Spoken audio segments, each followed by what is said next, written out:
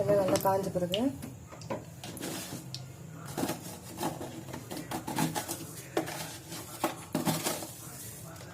கடுகு,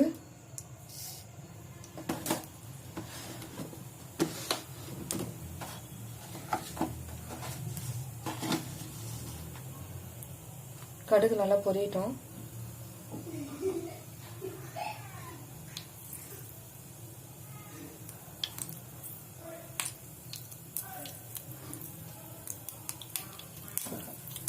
போட்டுக்கலாம்.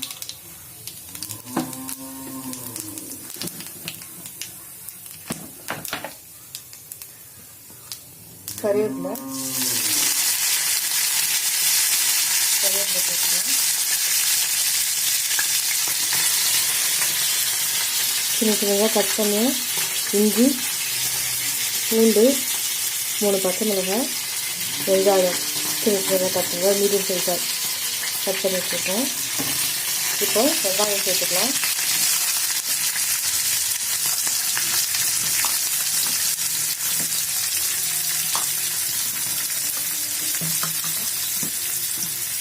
அப்புறம் பச்சை மிளகாய், பூண்டு, இஞ்சி.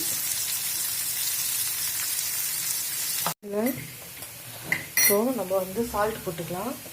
நல்லா வதங்கிடுச்சு. இந்த மாதிரி வதங்கினதுக்கப்புறம் சால்ட்டு தேவையான அளவு போட்டுக்கலாம்.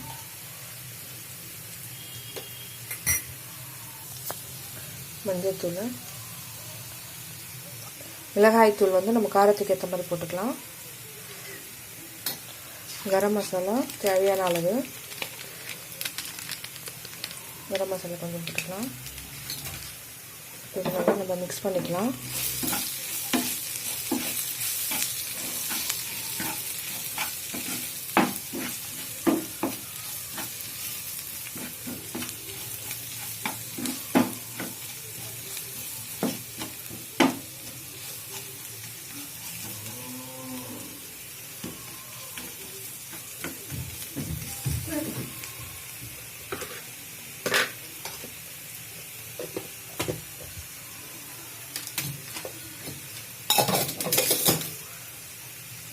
இது நல்லா வதங்கட்டும்.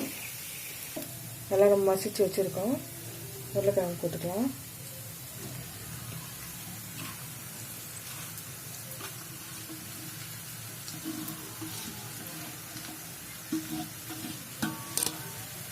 உருளைக்கிழங்கு போட்டாச்சு. இதில் நம்ம வந்து அந்த மசாலா கூட இந்த உருளைக்கிழங்கு வந்து நல்லா கலரி விட்டுக்கலாம்.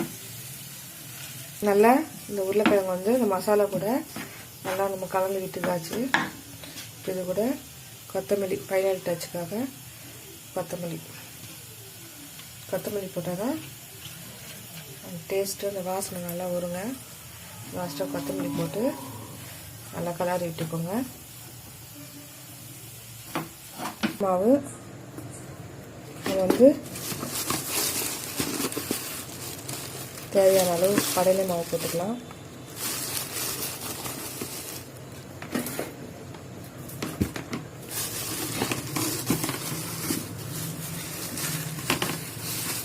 இந்த பக்கம்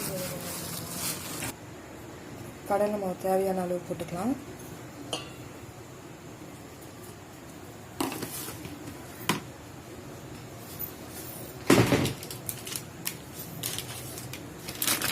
அரிசி மாவு தேவையான அளவு. நான் வந்து அரிசி மாவு வந்து வறுக்காத அரிசி மாவு தான் சேர்க்குறேன். அரிசி மாவு தேவையான அளவு. கரம் மசாலா தேவையான அளவு. மஞ்சள் பொடி,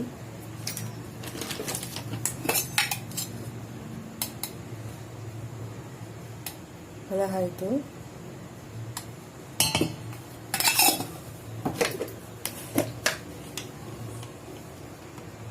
சால்ட் தேவையான அளவு.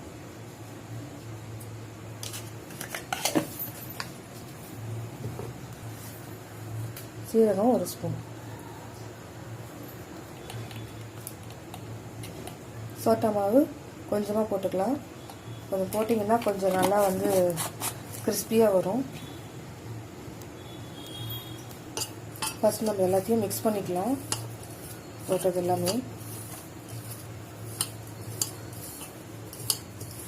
மிக்ஸ் பண்ணிவிட்டு கொஞ்சம் கொஞ்சமாக தண்ணி ஊற்றி மிக்ஸ் பண்ணிக்கலாம்.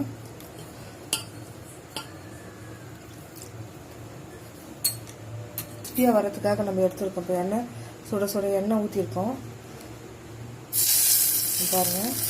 இதை நம்ம மிக்ஸ் பண்ணிக்கலாம் நல்லா எண்ணெய் ஊற்றி. அப்போ தான் நல்லா கிறிஸ்பியாக வரும்.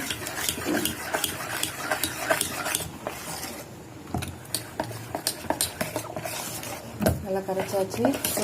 சுட எண்ணெயும் நல்லா காய வச்சு இதை நம்ம ஊற்றியாச்சு. இந்த மசாலா நம்ம ஆலு பரோட்டாவும் செஞ்சுக்கலாம், சப்பாத்திக்கும் நல்லாயிருக்கும் டேஸ்டியாக. இப்போ நல்லா சூடு ஆறிடுச்சு. நல்லா ரவுண்ட் ஷேப்பில் உருண்டை பண்ணிக்கலாம்.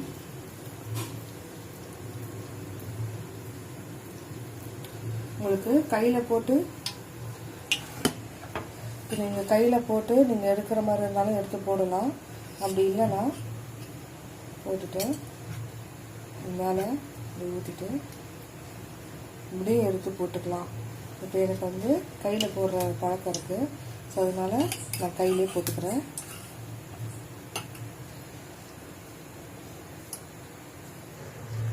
எண்ணெய் கொஞ்சம் கடாயில் காயிட்டோங்க. கடாயில் காய்ஞ்ச உடனே நம்ம இப்போ போண்டாவை நம்ம போட்டு எடுத்துக்கலாம். உருளைக்கிழங்கு போண்டாவை நல்லா காஞ்சிச்சு போட்டு எடுத்துக்கலாம்.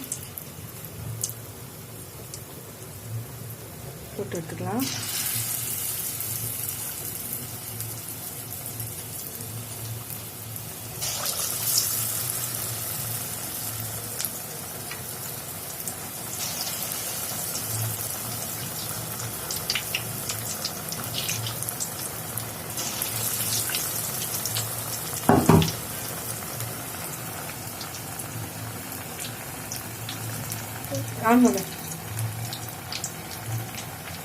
ஒரு சைடு கொஞ்சம் நல்லா வேகட்டும். ஒரு சைடு நல்லா வெந்தோடனே திருப்பி போட்டுக்கலாம். பாருங்க,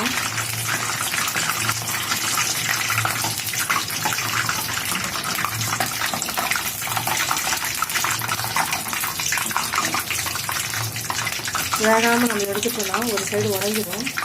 ஒரு சைடு கொஞ்சம் வெந்தோடனே எடுத்துக்கலாம். இதுலேயே வச்சுக்கலாம், இல்லைன்னா தீஞ்சு போயிடும் போண்டா. பாருங்கள், நல்லா வெந்துடுச்சு. நம்ம எடுத்துக்கலாம். உருளைக்கிழங்கு போண்டா நல்லா கிறிஸ்பியாக இருக்குது பாருங்கள். இந்த மாதிரி விஷயம்லாம் உங்களை மாதிரி படிச்சவங்க சொன்னாதான் தம்பி தெரியும். தெரியலானே, நாங்க ஏன் அதை பத்தி படிச்சுட்டு இருக்கோன்னு. Hi, Subi. Hi. Hey, hi. Hi. Hi. Number conference hall pola. It's already too late. Let's go. Already too late. Come. Good morning, ladies and gentlemen. I would like to say